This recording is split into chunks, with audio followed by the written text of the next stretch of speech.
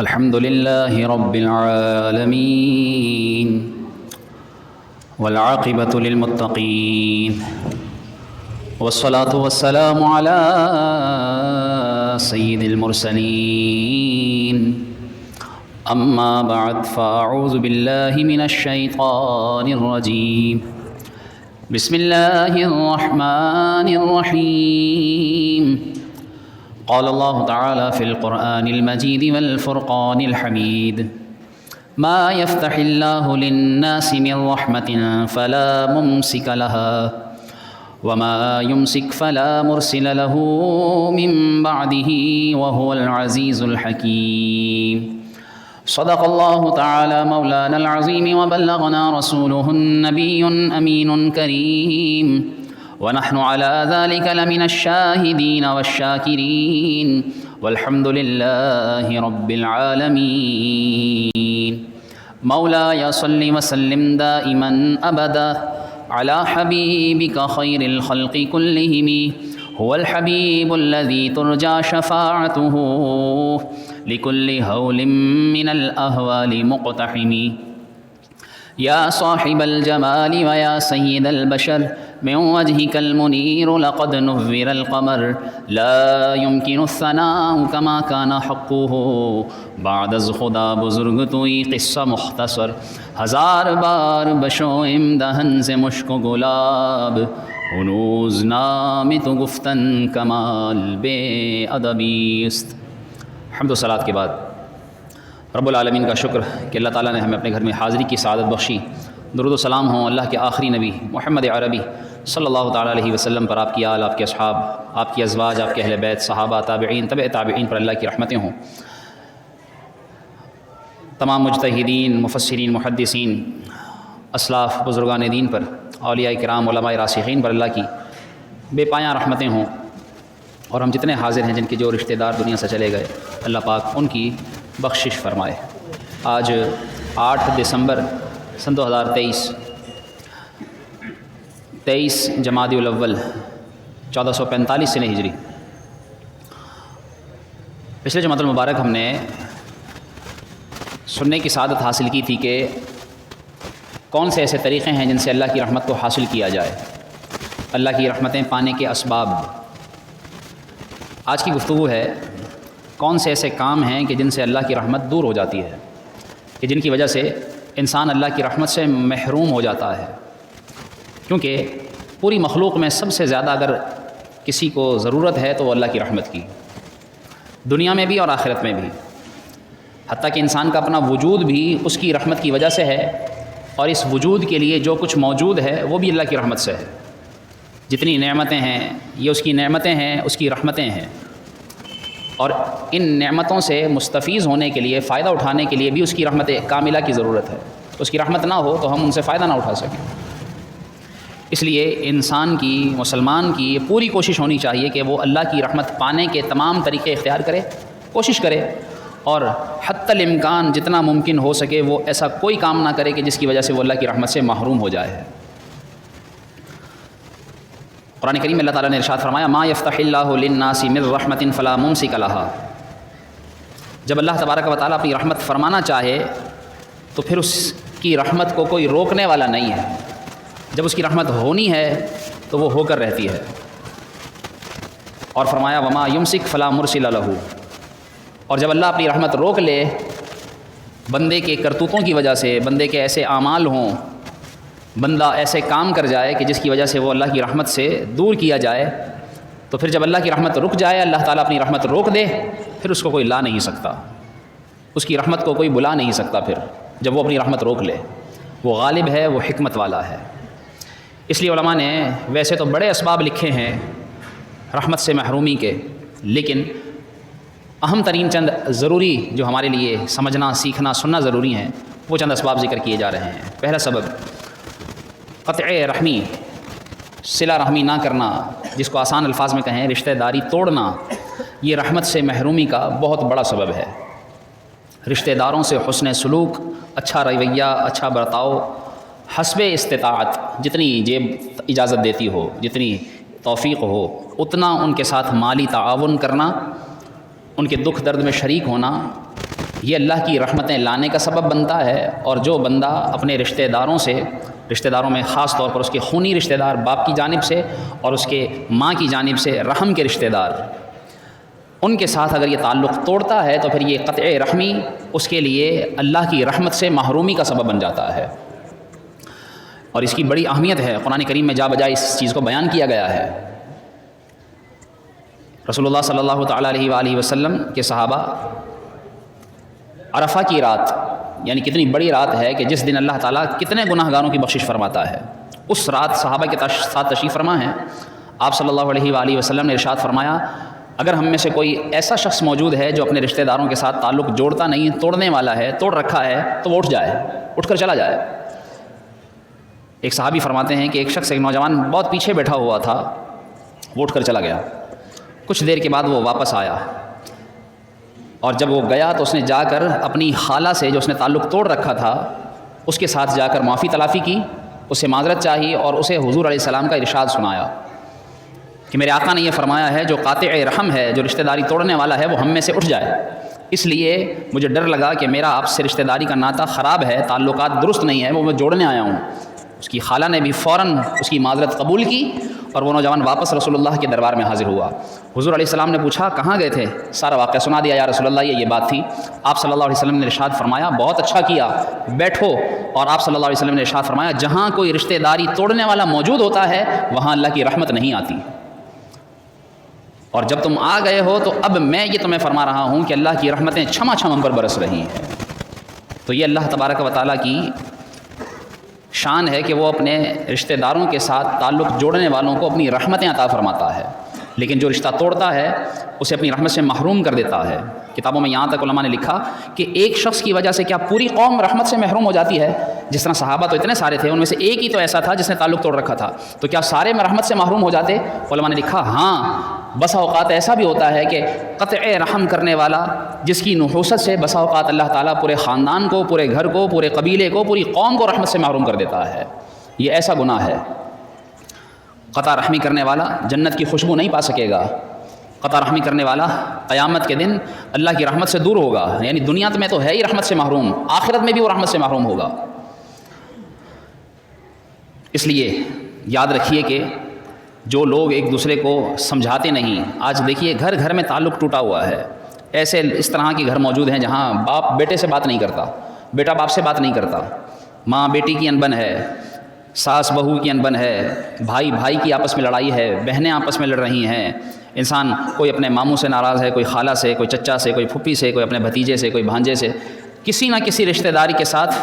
جب تعلق توڑ رکھا ہے، اور تعلق بھی کس طرح ٹوٹا ہوا ہے، کوئی قتل نہیں ہوا ہوتا، ایک تو نا بہت بڑی بات ہو، وہ ایسی بات ہو کہ واقعی اس کی ایسی غلطی ہو، جیسے رسول اللہ صلی اللہ علیہ وآلہ وسلم نے اپنے چچا سیدنا حمزہ سید الشہداء رضی اللہ تعالیٰ عنہ کو شہید کرنے والی اور کرنے والے اور کروانے والی ہندہ، اس ہندہ سے بھی جب اس ہندہ نے اسلام قبول کیا تو آپ صلی اللہ علیہ وآلہ وسلم کو دکھ تو تھا نا کہ میرے سگے چچا کو اس نے شہید کروایا ہے، اور کتنی بری طرح سے شہید کروایا تھا، مسئلہ کرا دیا تھا، ناک کٹوا دیے، ہونٹ کٹوا دیے، کان کٹوا دیے، سینہ چروا دیا، چیر کر کلیجہ کچا چبایا، یہ حالت اس نے کی۔ جب وہ عورت اسلام لے آئی اور وہ حضور علیہ السلام کی بارگاہ میں اسلام لانے کے لیے حاضر ہوئی تو آپ صلی اللہ علیہ وآلہ وسلم نے اس کو بھی معاف فرما دیا، لیکن یہ فرمایا تم میرے سامنے نہ آنا، کہ تم سامنے آؤ گی تو مجھے چچا کی یاد آئے گی، لیکن پھر بھی یہ ضرور ہے کہ دل سے اس کو معاف کر دیا۔ تو اس طرح کم از کم ایسی کوئی بڑی بات ہے تو پھر بھی اس کی معافی ضرور موجود ہے، لیکن جی نہیں چاہتا بات کرنے کا، انسان کا دل پر تو اختیار نہیں، اس لیے کم از کم اتنا ضرور ہو کہ اس کے ساتھ تعلق توڑے نہ، تعلق یوں نہ توڑے کہ کبھی وہ سلام کرے اس کو سلام کا جواب تو دے، کبھی وہ ہاتھ ملانے کے لیے ہاتھ بڑھائے اس سے ہاتھ تو ملائے، کبھی اس کے ہاں کسی کا انتقال ہو جائے اس کے انتقال میں تو شرکت کرے، خوشی میں نہیں دکھ میں تو جائے، اس کی مدد نہیں کر سکتا اس کے لیے دعا تو کر سکتا ہے، اس کے لیے اللہ کی بارگاہ میں معافی تو مانگ سکتا ہے، تو اتنا تو کرے، لیکن دل میں اگر نفرت ہے، بغض ہے، کینہ ہے، عداوت ہے تو پھر وہ واقعی قاطع رحم ہے، اور پھر ساری وعیدیں اس پر سچی آئیں گی جو رشتہ داری توڑنے والے کے لیے بیان کی گئی ہیں۔ چھوٹی چھوٹی باتوں پر رشتہ داری توڑ دی جاتی ہے۔ میں نے اس کو دعوت میں بلایا تھا، اس کو شادی میں بلایا تھا، وہ آیا نہیں، آج سے مرنا جینا ختم، وہ میرے جنازے میں شرکت نہ کرے، میری میت دیکھنے نہ دینا، اس کو میرے جنازے کو کندھا نہ دینے دینا۔ ارے چھوٹی چھوٹی باتوں پر اتنی بڑی بڑی باتیں انسان کرتا ہے، اور رشتہ داریاں جو خون کے رشتہ دار ہیں وہ رشتے اللہ نے جوڑے ہیں، آج ایسے بھی محروم بد نصیب لوگ ہیں جو اپنے رشتوں کو، اپنی اولاد کو، اپنی جائیداد سے عاق کرنے کی باتیں کرتے ہیں کہ بھئی میں نے اس کو اپنی رشتہ داری سے نکال دیا، عاق کر دیا اس کو۔ یاد رکھیے اس کے کرنے سے کچھ نہیں ہوگا۔ جو رشتہ خون سے اللہ نے جوڑ دیا ہے وہ قیامت تک باقی رہے گا، اس کو کوئی توڑ نہیں سکتا۔ بس اس کو اس نے جوڑنا ہے، وہ جوڑا تو ہوا ہے اللہ نے، اس کے ساتھ حسن سلوک کرنا ہے۔ صلہ رحمی کا یہ مطلب ہے۔ چھوٹی چھوٹی باتوں پر رشتہ داری توڑنا، آنا جانا بند کر دینا، نہ صرف خود آئے جائے، یہ یہاں تک بات نہیں رہتی، بلکہ اپنی اولاد کو منع کر دیتا ہے کہ تم نہیں جاؤ گے۔ اولاد کی اولادوں کو منع کر دیا جاتا ہے، تم شرکت نہیں کرو گے اس کے ہاں کسی چیز میں بھی، اس کے ساتھ بات چیت نہیں رکھو گے، اس کے ساتھ اٹھ بیٹھ نہیں ہوگی، سلام دعا کچھ نہیں ہوگا اس کے ساتھ۔ اور پھر اگر کوئی رشتہ دار جاتا ہے تو پھر اس رشتہ دار کے اس کے ہاں جانے کی وجہ سے جس کے ساتھ اس کی انبن ہے اس کے ساتھ بھی تعلق توڑ دیتے ہیں۔ یعنی اتنی ہماری جہالت بڑھ چکی ہے، اتنی دشمنی ہمارے اندر، اتنی نفرت، اتنی دل کے اندر گندگی بھر چکی ہے کہ ہم اپنے مسلمان بھائی کے ساتھ ملنا تو دور کی بات، کسی اور کا ملنا بھی پسند نہیں کرتے۔ یہ مسلمان کی سوچ نہیں ہونی چاہیے۔ اپنی سوچ کو صاف کرے، اپنی سوچ میں بہتری لائے اور درگزر کی عادت اپنائے۔ کیوں؟ رسول اللہ صلی اللہ علیہ وآلہ وسلم کی احادیث، آپ کی روایت کردہ باتوں سے یہ بھی خلاصہ ملتا ہے کہ جو اپنے رشتہ داروں کے ساتھ تعلق جوڑتا ہے اللہ تعالیٰ اس کے رزق میں بھی برکت عطا فرماتا ہے۔ جن لوگوں کے رزق میں برکت نہیں ہے وہ اس بات پر بھی غور کریں، اپنے رشتہ داریاں جوڑیں۔ دیکھیے کام کاج، رزق، روزگار، روزی میں برکت ہوگی، بہتری آ جائے گی۔ حتیٰ کہ نہ صرف روزگار بڑھے گا، کتابوں میں لکھا ہے کہ اگر کوئی چاہتا ہے کہ اس کی عمر بڑھ جائے، رشتہ داروں کے ساتھ اچھا سلوک کرے، اللہ تعالیٰ اسے لمبی زندگی عطا فرماتا ہے، عمر بڑھ جاتی ہے اور ذہنی سکون ملے گا، دل مطمئن رہے گا کہ ہاں میری کسی سے لڑائی نہیں ہے۔ لیکن جب کسی سے انبن ہوئی ہو، انسان کے ذہن میں بھی کہیں نہ کہیں کسی گوشے میں یہ رہتا ہے کہ میں اس سے کٹا ہوا ہوں، تو یہ کٹا ہوا ہونا یہ ختم کر دیجئے، اپنے رشتہ داروں سے جوڑ لیجئے۔ یہ اللہ کی رحمتیں پانے کا سبب ہے۔ جو رشتہ داری توڑے گا وہ اللہ کی رحمت سے محروم رہے گا۔ دوسرے نمبر پر ایک بہت بڑا محرومی رحمت الہی کا سبب کہ جس کی وجہ سے انسان اللہ کی رحمت سے محروم رہتا ہے وہ ہے بدعنوانی، جس کو یہ آپ کہہ سکیں کہ کرپشن۔ آج 8 تاریخ ہے، کل 9 دسمبر انٹرنیشنل اینٹی کرپشن ڈے دنیا بھر کے اندر منایا جاتا ہے۔ 9 دسمبر کو بدعنوانی کے خلاف عالمی سطح پر اس کو اجاگر کیا جاتا ہے کہ بدعنوانی، کرپشن۔ لیکن افسوس ہے کہ غیر مسلموں سے زیادہ کہیں بڑھ کر مسلمان اس بیماری میں مبتلا ہیں۔ یہ بھی بات یعنی بدعنوانی، خیانت جس کو کہا جاتا ہے، جس کو بے ایمانی کہا جاتا ہے، یہ مسلمانوں میں اب بہت زیادہ بڑھ چکی ہے۔ ایمان نام ہے امانت داری کا، دیانت داری سے اپنی ذمہ داری پوری کرنے کا، جس کا دین اسلام ہمیں حکم دیتا ہے۔ پھر چاہے وہ عبادتیں ہوں، عبادت بھی پوری دیانت داری سے کرے، معاملات ہوں، لین دین کے، رشتہ داری کے، آنے جانے کے، اٹھنے بیٹھنے کے، بات چیت کے، ملنے جلنے کے، کسی بھی طرح کے معاملات ہوں وہ بھی پوری دیانت اور ذمہ داری کے ساتھ پورے کرے۔ تعلیمات اسلاف پر عمل ہو یا گھریلو ذمہ داری ہو، دفتری امور ہوں، کچھ بھی ہو، کہیں پر بھی خیانت نہ کرے، ڈنڈی نہ مارے، کرپشن نہ کرے، اس کے اندر دھوکہ نہ دے۔ قرآن کریم میں اللہ تعالیٰ نے ارشاد فرمایا ان اللہ لا یہدی کید الخائنین، کہ جو بد دیانتی کرنے والا، بے ایمان ہو، جو خیانت کرنے والا ہو، اللہ تعالیٰ اس کو ہدایت نہیں دیتا۔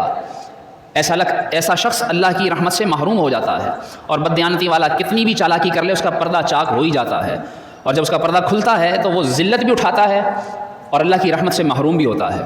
آپ صلی اللہ علیہ وآلہ وسلم نے ارشاد فرمایا الا اخبرکم، سنو میں تمہیں بتاتا ہوں، من امینہ الناس علی انفسہم واموالہم، مومن کون ہے؟ تمہیں پتہ ہے مومن کون ہے؟ آپ صلی اللہ علیہ وسلم نے ارشاد فرمایا جس کی وجہ سے لوگ اپنے مال کو اور اپنی جان کو محفوظ سمجھ لیں، سمجھو وہ پکا مومن ہے۔ آج لوگ اپنے آپ کو انہیں منوانا پڑتا ہے کہ جی مجھ سے تمہیں کوئی خطرہ نہیں ہے، کوئی دوسرا جلدی سے ہم پر یقین کرنے کو تیار نہیں ہوتا کہ ہاں یہ مجھے نقصان نہیں دے گا، ہاں یہ میرے جان مال میں کوئی خیانت نہیں کرے گا۔ کسی کو کام پر لگائیں اس سے ڈر ہوتا ہے کہ پتہ نہیں کام پورا کرے گا کہ نہیں کرے گا، پتہ نہیں کام صحیح کرے گا یا نہیں کرے گا، بیچ میں پیسے کھا کے تو نہیں بھاگ جائے گا۔ دیکھیے یہ حالت ہو چکی ہے مسلمان کی کہ مسلمان کو مسلمان پر بھروسہ کرتے ہوئے بھی سوچنا پڑتا ہے۔ انتہائی تنزلی کا مقام ہے یہ، ہم مسلمانوں کو سوچنا چاہیے۔ مومن کو کہنا پڑتا ہے کہ لوگ اسے امین سمجھیں، حالانکہ اس کو چاہیے یہ کہ وہ ایسے کام کرے کہ لوگ اس کو بدعنوانی سے تعبیر نہ دیں، اس کو ہمیشہ کہیں کہ ہاں یہ بندہ ایسا ہے کہ اس پر مجھے آنکھ بند کر کے اعتبار ہے۔ ایسی ہماری حالت، ایسا ہمارا مقام، ایسی ہماری لوگوں کے درمیان عزت ہونی چاہیے۔ اور یہ عزت تب ملتی ہے کہ جب انسان اچھے کام کرتا ہے، اپنا کردار، اپنا ایسا رویہ برتتا ہے لوگوں کے ساتھ کہ لوگ اس پر اعتبار کرنے لگیں۔ ہمارا دین اسلام تو ہمیں جو ہمارے ساتھ ایمانداری کے ساتھ پیش آئے، ہمیں اس کے ساتھ کیا، ہمارے ساتھ تو جو بددیانتی کرے، خیانت کرے، ہمیں دین اسلام اس کے ساتھ بھی دیانتداری کا حکم دیتا ہے۔ اور ہم کہتے ہیں کہ اگر ہم کسی کے ساتھ دیانتداری سے، ایمانداری سے پیش آئیں اور وہ ہمیں دھوکہ دے دے تو ہم الٹا اس کے ساتھ پھر کہتے ہیں کہ اچھا اس نے مجھے دھوکہ دیا، اب دیکھو اس کے ساتھ میں کیا کرتا ہوں۔ یعنی ہم کیا کرتے ہیں کہ اچھے کے ساتھ اچھے، ورنہ اچھے کے ساتھ بھی اچھے نہیں ہیں، سچی بات تو یہ، اور برے کے ساتھ تو پھر اتنے برے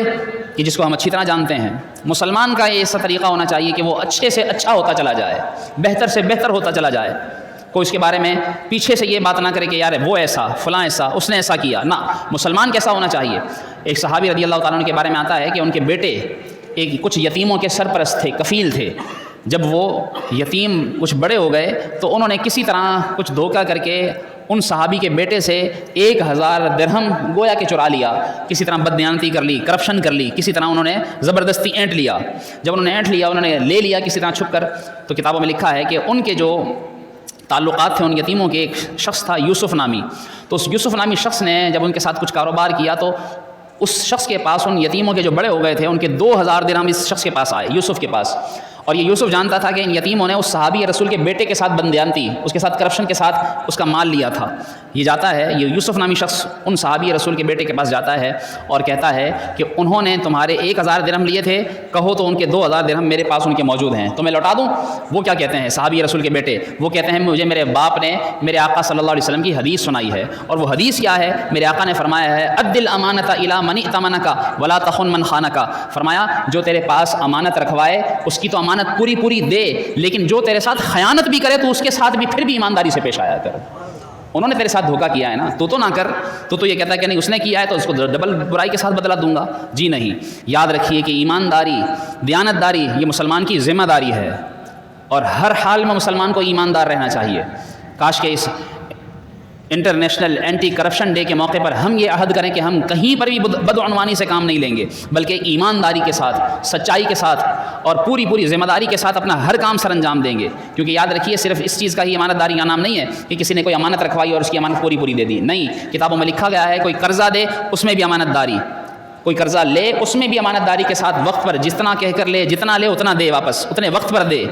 کسی کی عزت کے بارے میں بھی ایمانداری کے ساتھ زندگی گزارے، کسی کے مال کے بارے میں بھی، کسی کے جسم کے بارے میں بھی، معارف و علوم و ولایت کے بارے میں بھی کوئی وصیت کر کے جائے اس میں بھی ایمانداری رکھے۔ کوئی گواہی دینے کا موقع آئے وہاں پر بھی پوری دیانتداری کے ساتھ سچی گواہی دے، وہاں پر بھی ڈنڈی نہ مارے۔ کہیں فیصلہ سنانے کی بات آئے ایمانداری کے ساتھ فیصلہ کرے۔ خط و کتابت کی بات ہو، کسی کا کوئی راز ہو، اس راز کو بھی فاش نہ کرے بلکہ اس کے راز کو راز رکھے۔ لوگوں کی حالت تو یہ ہے کہ کسی کا کوئی راز پتہ چل جائے اس کا راز فاش کرنے کی کوشش کرتے ہیں۔ راز تو ہوتا ہی ایسا انسان جو چھپانا چاہتا ہے، لیکن افسوس مسلمان کے راز کھولنے کی کوشش کرتا ہے، دوسروں کے سامنے اس کو ذلیل کرنے، اس کی عزت خراب کرنے کی کوشش کرتا ہے۔ جی نہیں، ایسی باتوں میں بھی علماء لکھتے ہیں دیکھی بات ہو یا سنی بات ہو، یعنی اس کا کوئی بھی عیب ہو اسے چھپانے کی کوشش کرے، یہ بھی مسلمان کی ذمہ داری ہے، یہ بھی اس کی ایمانداری ہے، یہ بھی اس کی امانت داری ہے۔ اور اس بدعنوانی کے بڑے معاملے میں فی زمانہ اگر دیکھا جائے تو عدالتیں، حکومتی معاملات کہ جہاں سے انصاف ملنا ہو وہاں ایمانداری نہ رہے۔ وراثت کے معاملے میں دیکھیے ملکی قانون میں برطانیہ کے اصولوں کو پوری طریقے سے ثابت کیا جاتا ہے، پون صدی گزرنے کے باوجود بھی لوگوں کی اپنے ایسے مقدمے جو انہوں نے دائر کیے ہوئے ہوں، عمریں بیت جاتی ہیں، مقدمہ دائر کرنے والا دنیا سے چلا جاتا ہے، اس کو ایمان نہیں، اس کو انصاف نہیں ملتا۔ یہ کیا بدعنوانی ہے؟ تو یہ بدعنوانی دور کرنا جہاں یہ حکومت اور عدلیہ کی مشترکہ ذمہ داری ہے، اور اس کے ساتھ ساتھ پھر وہ مجرم، ایسے لوگ کہ جو انصاف دلوانے میں یا انصاف دینے میں کسی بھی طرح آڑے آتے ہیں، وہ لوگ بھی اس کے ذمہ دار ہیں۔ ایسے پیشہ ور وکلا جو فیس لے کر، پیسے لینے کے لیے رشوت لے کر، ایسے جج صاحبان جو فیصلے بدل دیتے ہیں، ایسے وکیل جو جھوٹ کو سچ اور سچ کو جھوٹ ثابت کرنے کی کوشش کرتے ہیں، بے گناہ کو گناہ گار اور گناہ گار کو بے گناہ ثابت کرنے کی کوشش کرتے ہیں، وہ بھی اس میں پورے شامل ہیں۔ ایسی بدعنوانی میں، ایسی کرپشن میں قرآن کریم اللہ نے ارشاد فرمایا انا انزلنا الیک الکتاب بالحق لتحکم بین الناس بما اراک اللہ ولا تکن للخائنین خصیما، ہم نے یہ کتاب نازل کی ہے حق کے ساتھ کہ تاکہ تم لوگوں کے درمیان انصاف سے فیصلے کرو، اس انصاف کے مطابق جو اللہ تعالیٰ تمہیں دکھا دے، اور تم خیانت کرنے والوں کی طرفداری نہ کرو کسی بھی طرح سے۔ تا قیامت یہ ججز اور ایسے حکام کو یہ پیغام ہے کہ وہ جب بھی فیصلہ کریں حق اور سچ فیصلہ کریں، حق کا ساتھ دیں، سچ کا ساتھ دیں۔ 3 طرح کے قاضی بیان کیے گئے ہیں، ایک وہ قاضی ہے جو حق جانتا ہے پھر بھی غلط فیصلہ دیتا ہے، ایک وہ قاضی ہے جس کو حق کا ہی نہیں پتہ، جس کو علم ہی نہیں ہے، بغیر علم کے ہی وہ فیصلے کرتا ہے۔ یہ دونوں قسم کے قاضی جہنمی ہیں۔ اور وہ قاضی جو حق جانتا ہے اور حق فیصلہ کرتا ہے، وہ قاضی، وہ جج، وہ جنت میں جائے گا۔ ولا تجادل عن الذين يختانون انفسهم ان الله لا يحب من كان خوانا نثيما، ایسے لوگ کہ جو خود کے ساتھ خیانت کرتے ہیں تم ان کی طرفداری نہ کرو۔ وکیلوں کے لیے یہ واضح آیت ہے کہ وہ لوگ ان کی طرفداری نہ کریں جو خود گناہ گار ہیں، خود غلط ہیں۔ قیامت کے دن اللہ تعالیٰ ایسے لوگوں کے بارے میں فرماتا ہے، اللہ تعالیٰ ایسے لوگوں کو پسند نہیں کرتا جو خیانت کرنے والے ہیں، گناہ گار ہیں۔ سن لو جو تم کرتے ہو، ہاں تم ہاؤلائی جادلتم عنہم فی الحیات الدنیا، یہ وہ جن کی طرف سے تم لڑے، جھوٹے مقدمے لڑتے ہو، ان کی جھوٹی طرفداریاں کرتے ہو، قیامت کے دن جب تم آؤ گے، دنیا میں تو لڑ لیے، فمن یجادل اللہ عنہم، قیامت کے دن پھر اللہ کے سامنے کون لڑے گا؟ اللہ کا سامنا کون کرے گا؟ امن یکون علیہم وکیلا، یا کون اس کے سامنے وکالت کرے گا کسی کی؟ تو یاد رکھو قیامت کا دن بھی ہے، اس دن بھی آنا ہے۔ اسی طرح جتنا بڑا جس کا جو عہدہ ہے وہ اس اعتبار سے بدعنوانی نہ کرے، کسی بھی چیز میں غلط کام غلط طریقے سے سر انجام نہ دے۔ جو گھر کا سربراہ ہے، جو کسی علاقے کا سربراہ ہے، جو کسی جگہ کوئی کرسی رکھتا ہے، کوئی عہدہ رکھتا ہے، کوئی افسر ہے، کوئی حکومتی عہدیدار ہے، کسی بھی طرح بے ایمانی نہ کرے۔ اے ایمان والو، اللہ اور اس کے رسول کے ساتھ خیانت نہ کرو، اور خود کے ساتھ بھی خیانت نہ کرو۔ اس اعتبار سے علماء فرماتے ہیں فرائض کی پوری پابندی، سنتوں کی پوری پابندی، احکام شرعیہ کو پورا کرنا، ان کے اندر کمی یا کوتاہی نہ کرنا، یہ کرنا یاد رکھیے کہ اس کا بھی علماء نے اللہ نے حکم دیا ہے۔ اللہ رسول سے لوگ آج کل خیانت کر رہے ہیں۔ احکام شرعیہ میں لوگ اپنے بیوی بچوں سے خیانت کرتے ہیں، ان کے ساتھ دھوکہ دہی سے کام لیتے ہیں، ان کے ساتھ جھوٹ سے کام لیتے ہیں، ان کے ساتھ بددیانتی کرتے ہیں، ان کے ساتھ بے ایمانی سے پیش آتے ہیں، ان سے وہ چھپاتے ہیں جو نہیں چھپانا چاہیے۔ یاد رکھو کہ اللہ رب العالمین اس طرح کی خیانت کو ناپسند فرماتا ہے۔ اور پھر اللہ کی رحمت سے محرومی کے اور بھی کئی اسباب ہیں، جیسے میں نے ذکر کیا، قطع رحمی، رشتہ داری توڑنا اللہ کی رحمت کو دور کر دیتا ہے، بدعنوانی، بے ایمانی، ایمانداری کو نہ نبھانا، یہ اللہ کی رحمت کو دور کرتا ہے۔ ایسے ہی نماز سے دور رہنا اللہ کی رحمت کو دور کرتا ہے، تہجد سے دور رہنا یہ اللہ کی رحمت کو دور کرتا ہے، حج عمرے سے دور رہنا اگر موقع ہو، کر سکتا ہو تو ضرور کرے، مخلوق پر مہربانی کرے، اللہ کی رحمتیں ہوں گی، کثرت سے استغفار کرے، اللہ کی رحمت ہوگی، حضور علیہ السلام پر کثرت سے درود پڑھے، اللہ کی رحمت ہوگی۔ یہ وہ سارے کام ہیں کہ جن کو کرے اللہ کی رحمت پائے، اور ان سے دور ہوتا ہے تو پھر وہ اللہ کی رحمت سے دور ہوتا ہے۔ اللہ پاک ہم سب کو ایمان پر ثابت قدمی نصیب فرمائے، اور اچھے اعمال کے ذریعے اللہ تعالی ہمیں اپنی رحمتیں نصیب فرمائے، اور برے اعمال سے، خیانت سے، بے ایمانی سے اللہ تعالی ہم سب کو محفوظ فرمائے۔ آمین بجاہ نبی امین صلی اللہ